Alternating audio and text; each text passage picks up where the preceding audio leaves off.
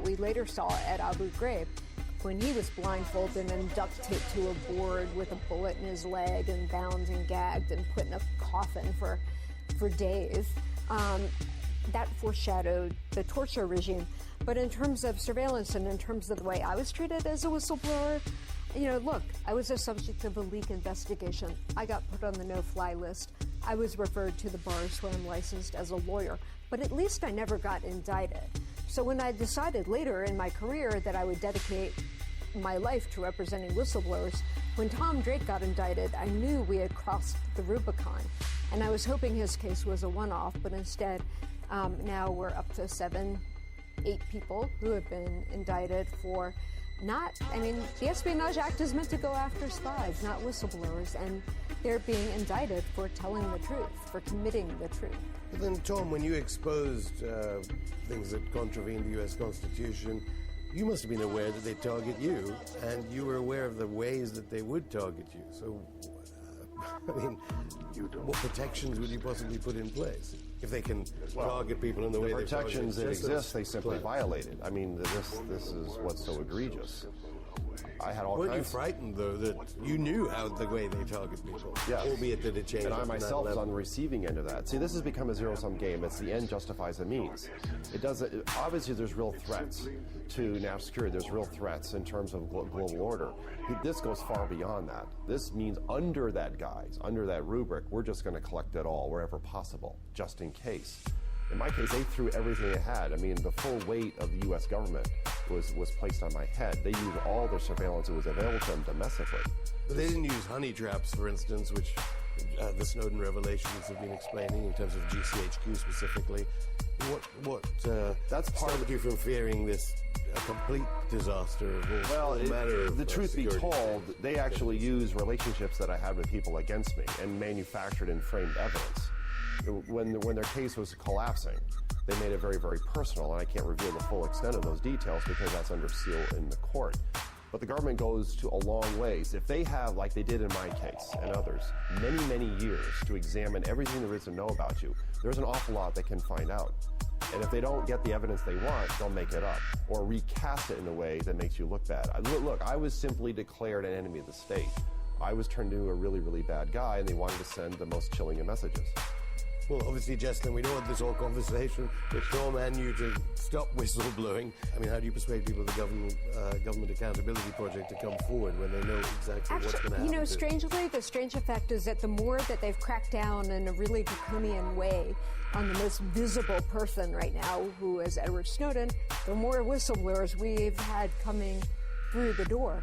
But Edward Snowden studied other whistleblower cases and knew that if he went through every proper channel, the channels that are available, like Tom did, you would be charged with espionage. Not only would you get no redress, but you would get charged. So I think he made his decisions accordingly, and I think if the U.S. really gives a damn about leaking, the best way to stop leaks is to have meaningful and effective whistleblower protection. But it denies whistleblower protection to national security and intelligence employees, who are the ones who I would argue most need it. Tom Drake, Jessalyn Radek, thank you. Thank you.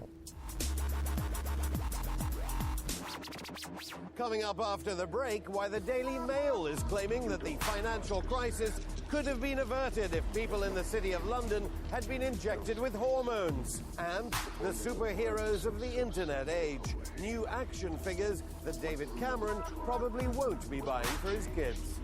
That and more in part 2 of Going Underground. Read all about it, or not. How misleading or absurd are our attention-grabbing newspapers getting? We all know that they're going broke because of the internet, but is there any limit to what they'll do to get readers? Here at Going Underground, we don't think the public should be misinformed, so catch our breaking views on the past week's breaking news. Are hormones to blame for the world's biggest financial crashes? Researchers say stress chemical makes traders less likely to take risks in a crisis. You heard it right. The Daily Mail's investigation into the biggest economic catastrophe in world history has come up with a startling conclusion.